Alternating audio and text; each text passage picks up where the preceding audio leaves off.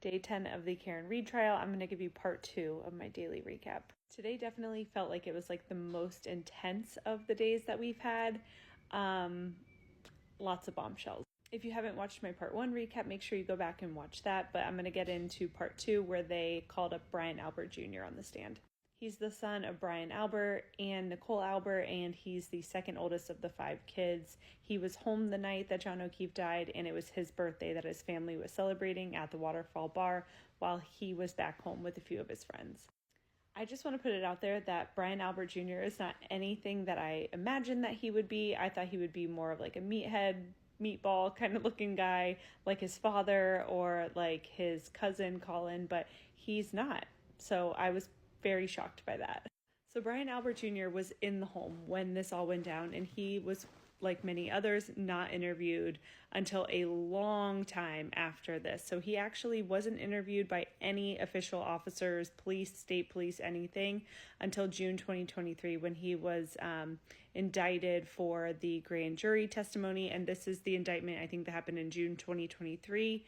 And this is like the investigation that's going on with the state police, I believe. Eliza Little does his cross-examination, and she brings up the Snapchat videos. She kind of like throws that in there. That was a key point for me. So I haven't seen any discovery about Snapchat videos, but this was a pivotal point for the Murdaugh murders. So I'm interested to know if they do have Snapchat video or messages or anything, because it was answered today that the Albert cousins communicate by Snapchat. They have a Snapchat group. He said that wasn't the only way that they communicate, but they have an Albert cousin Snapchat group. And when he was asked if the daughter of Jen McCabe, Allie McCabe, was in there, he said no, she's not an Albert cousin. So they're really, I guess, tight-knit family like we all knew. When Brian Albert Jr. was asked, did he look out the window the next morning? Did he see what was going on? He said he didn't look out the window because he has anxiety.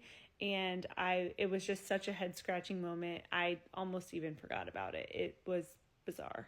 I can't remember if he was questioned about the donuts that were left on the car, but I would have really been interested to know if that was like a long-standing birthday thing, or if Julie Albert was really going over to the house to pick up Colin.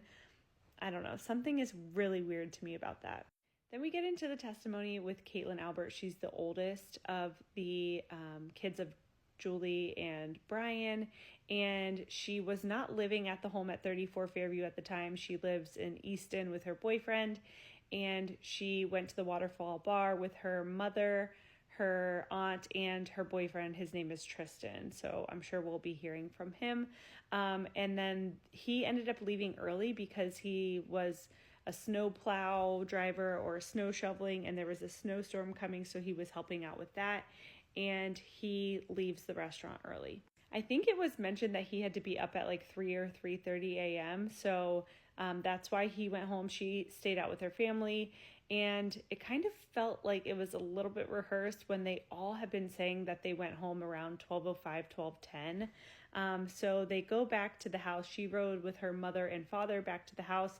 She was the only witness too that said that Brian Higgins arrived before them, I believe, or came in the house before them or something. I think there was something a little bit off with that. And Caitlin says that they just hung out at the house. She couldn't really see anything that was going on. She is also the only one, I think, that says that her family, her mom and her dad and Brian Higgins, were looking at pictures in the living room or the family room, I believe. They talk about Chloe being let out, and she says that, yes, I was there. My dad let the dog out. When we got home, he went to the bathroom, but he didn't really stay around watching the dog. They just let him out. And then when she's done, she kind of comes back up to the door. Caitlin is also asked if she knows who Courtney Proctor is and her relationship with Courtney. Courtney Proctor is the sister of Michael Proctor, and she's asked if she knows Courtney Proctor's children. She said she does. So it feels like there's so much of a conflict with this. In wrapping everything up, she says that she called or texted her boyfriend Tristan to come pick her up at 1:45, and she was the last person to leave her parents' house. She couldn't remember the order that people left, but she thinks that Jen McCabe and Matt McCabe left, then Brian Higgins, and then she was the last to leave. So Tristan comes to pick her up at 1:45. He's left the waterfall bar early because he has to wake up to snowplow at 3:30, and she's called him at 1:45 in the morning to come and pick her up. I feel like that doesn't make any sense.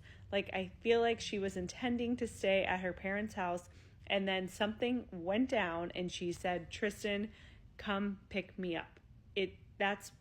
I don't know. Something is fishy right there. Tristan picks her up in the snowstorm. She said there was a little bit of snow on the ground. It was slick. I was like kind of making my way to the car and just being careful.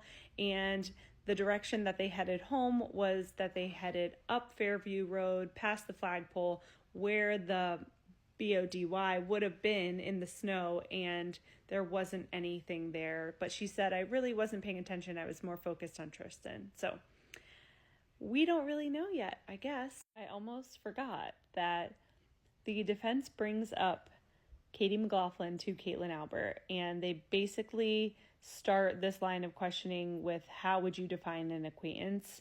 And she has a very well thought out sentence for this, and her answer is very well thought out. But she also, right before this, claimed that she hadn't watched any of the testimony leading up to this. She hasn't talked to anybody. She hasn't talked to any of the witnesses. It was just very scripted to hear that she had like a whole explanation for what she calls an acquaintance.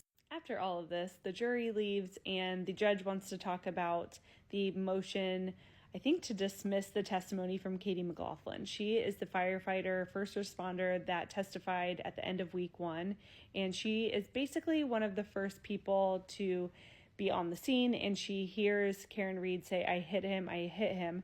The defense is claiming that she actually heard, could I have hit him? So there's just a lot of confusion around that, but they're looking to strike all of Katie McLaughlin's testimony and perjure her because they're claiming that she's lying about her relationship now with Caitlin Albert. So we're going to get the response for that tomorrow, but Adam Lally, the funniest thing, he was like, well, all of these photos could be photoshopped. And it was just like, we are in 2024. Like, people are not photoshopping old school photos like that in the middle of a trial. But I guess we've seen crazier things. So we'll see what happens tomorrow.